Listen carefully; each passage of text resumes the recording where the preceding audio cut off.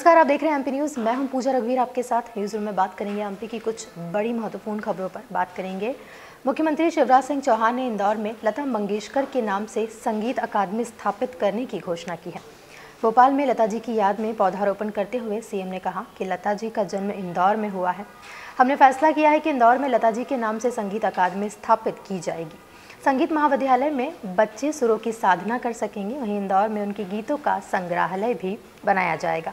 साथ ही लता जी की प्रतिमा भी स्थापित की जाएगी। वहीं मुख्यमंत्री ने कहा कि लता जी मात्र संगीत जगत की रोशनी नहीं थी, बल्कि देशभक्ति का भी ऐसा हस्ताक्षर थी जिनसे पूरा देश प्रेरणा प्राप्त करता है। उनके जन्मदिन पर लता मंगेशकर पुरस्कार भी दिया जाएगा। तो ये कुछ घोषणाएं जो है मुख्यमंत्री सीएम शिवराज सिंह ने की है, जिसे लेकर अब सभी लोग काफ़ी उत्साहित हैं। बढ़ते हैं अगली खबर पर। पिछले एक सप्ताह से भोपाल में सबसे ज़्यादा केस मिल रहे हैं कोरोना के। इससे यह प्रदेश का सबसे बड़ा हॉटस्पॉट जो है अब भोपाल बन गया है। वहीं दूसरी ओर इंदौर में नए केसेस में तेज़ी से कमी आई है, जो कि इंदौर के लिए बहुत अच्छी बात है। वहीं इंदौर में एक महीने बाद सबसे कम 391 नए संक्रमित मिले हैं। 5 जनवरी को 319 केस मिले थे, जहां पॉजिटिविटी रेट जो है वो 4% पर आ गया था। राजधानी भोपाल में पॉजिटिविटी रेट जो है प्रदेश में सबसे ज़्यादा है। 24 घंटे में 836 नए संक्रमित भोपाल में मिले हैं। 17% पॉजिटिविटी रेट है भोपाल में। वहीं एक संक्रमित की मौत भी भोपाल में रिपोर्ट की गई है।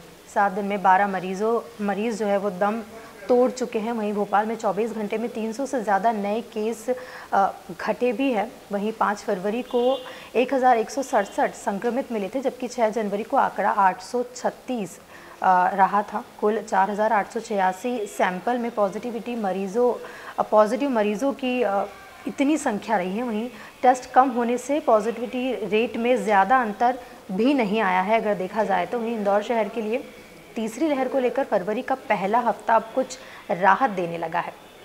वहीं रविवार को कोरोना के 391 नए मरीज़ मिले हैं। एक भी मौत भी अभी इंदौर में रिपोर्ट नहीं की गई है, जो कि बहुत अच्छी बात है। वहीं 16 दिनों बाद यह पहला मौका है जब मौतों का आंकड़ा 0 पर आया है। करीब एक महीने पहले नए मरीज़ मिलने और एक्टिव केस बढ़ने का सिलसिला शुरू हुआ था, तब एक दिन में 400 से कम पॉजिटिव मिले थे। वहीं उस दौरान यह संख्या बढ़ते क्रम में थी, लेकिन इस बार अब घटते क्रम में है। इससे संकेत है कि आने वाले दिनों में संख्या और कम होगी। वहीं कोरोना संक्रमितों की संख्या में गिरावट के बावजूद स्वास्थ्य विभाग का मुख्य जोर सैंपलिंग व वैक्सीनेशन पर है। अभी पूरे ज़िले में 51 फीवर क्लिनिक संचालित हो रहे हैं। वहीं 15 से 17 वर्ष के 44,000 से ज़्यादा बच्चे ऐसे हैं जिन्हें पहला डोज नहीं लगा है। इसे लेकर कसावट अब तेज़ हो रही है। इसके अलावा 45 विभागों के 6000 कर्मचारी ऐसे हैं जिन्होंने बूस्टर डोज भी नहीं लगवाया था। उनका वेतन रोका गया है।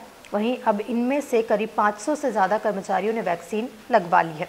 इनके द्वारा बूस्टर का सर्टिफिकेट प्रस्तुत करने के बाद ही वेतन जारी किया जाएगा। ये प्रशासन के नियम के साथ ही अब ये नियम भी लागू कर दिया गया है कि अगर बूस्टर डोज नहीं लगते हैं तो उन्हें वेतन नहीं दिया जाएगा। बढ़ते हैं अगली खबर पर। शहर में टारगेटेड आबादी 19,84,470 से ज़्यादा को फर्स्ट और सेकेंड डोज लग चुके हैं, लेकिन सेकेंड डोज के मामले में महिलाएं पुरुषों से अभी भी पीछे हैं। दोनों के बीच कुछ 3.7 लाख का अंतर हो गया है। दरअसल यह अंतर फर्स्ट डोज के बाद सेकेंड डोज में आया है। फर्स्ट डोज के बाद पुरुषों ने सेकेंड डोज लगवा ली है, लेकिन महिलाओं ने सेकेंड डोज नहीं लगाई है। मतलब अक्टूबर तक यह अंतर महज कुछ 1.5 लाख था। अचानक अंतर बढ़ने की 2 बड़ी वजह निकलकर सामने आई है। पहली, अब टीकाकरण टीम ने शहर के कॉलोनी और मोहल्लों में कैंप लगाना बंद कर दिया है, जबकि अक्टूबर माह तक शहर के प्रत्येक वार्ड में कैंप लगाए जा रहे थे। एक दिन में करीब 200 से 250 कैंप आयोजित किए जाते थे। अभी शहर के 50 सरकारी अस्पताल और स्कूलों में ही सिर्फ कैंप लगाए जा रहे हैं। मामले में जिला टीकाकरण अधिकारी डॉक्टर उपेंद्र दुबे का कहना है कि वैक्सीनेशन के लिए कम लोग ही बचे हैं और इसीलिए केवल सरकारी अस्पतालों में ही कैंप लगे। अब कॉलोनियों और मोहल्लों में कैंप नहीं लगाए जाएंगे। ये एक बड़ी वजह सामने आ रही है कि महिलाएं जो है पुरुषों से सेकेंड डोज के वैक्सीनेशन में पीछे बताई जा रही है। बढ़ते हैं अगली खबर पर। बेसिया के बसई गांव की गौ सेवा भारती गौशाला में गायों की मौत को लेकर मजिस्ट्रियल जांच चल रही है। इसी सिलसिले में सोमवार को भाजपा नेत्री और गौशाला संचालिका निर्मला शांडिल्य के बयान होंगे। इसके बाद रिपोर्ट कलेक्टर को सौंपी जाएगी। तालाब किनारे की 10 एकड़ सरकारी जमीन पर निर्मला का कब्जा भी अब हटाया जाएगा। भाजपा से जुड़े निर्मला शांडिल्य की इस गौशाला में 30 जनवरी को 100 से ज्यादा गायों के शव और कंकाल मिले थे। इनमें 20 शव कुएं में और 80 से ज्यादा मैदान में पड़े मिले थे।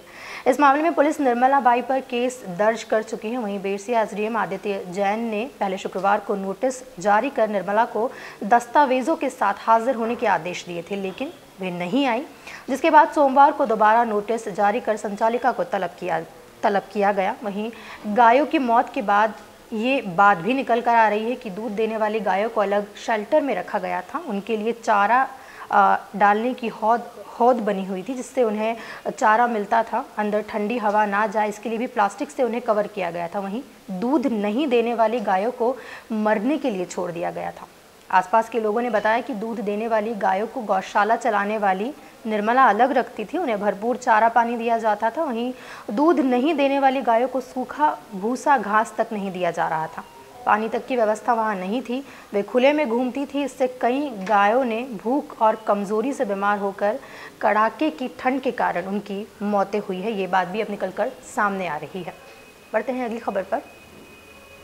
कोरोना की वजह से लंबे समय से अटकी हुई भर्ती परीक्षाएं अब शुरू हो गई है। Professional examination board PEB April-May में 8 भर्ती परीक्षाएं आयोजित करेगा।